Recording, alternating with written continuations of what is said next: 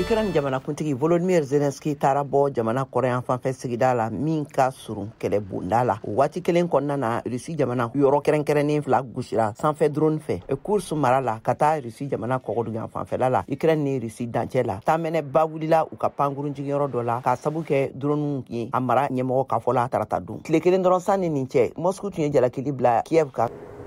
И для этого мы будем стремиться k'a fɔ ko u ka drone ye gosili kɛ u ka base aérienne fila kan Rusi jamana camancɛ fanfɛla la ne ka tila tuguni ka gɛlɛn caman ci Ukraine jamana fɛnɛ kan. Nin gosili gɛlɛn ninnu Rusi jamana kan bɛ dɔ farali fitinɛ min bɛ senna kabini kalo 9 barikade kan de yira. Rusi ka lakana kotigiso ye laseli kɛ k'a fɔ ko u ka sɔrɔdasi 3 fagara ani ka tila ka 4 jogin a sen fɛ ko u ka pankurun fila fɛnɛ tiɲɛna. Kremlin ka kuma latɛmɛ la Dmitry Peskov ye laseli kɛ k'a fɔ ko Rusi jamana ɲɛmɔgɔ bena lakana hakilinaw ta yaasa ka dɔ fara u ka yɔrɔ kɛrɛnkɛrɛnnen ninnu lakanaliw kan ka da Ukraine ka gosili laban ninnu kan. Peskov ye a sɛbɛntiya fɛnɛ k'a fɔ ko Rusi jamana ɲɛte bɛɛ nin ladilani sira la fɔlɔ ni waati ninnu kɔnɔna na. A ye a fara kan k'a fɔ ko Rusi jamana kɔni bena to a ka sira talenw kan yaasa k'u tɔnɔbɔ.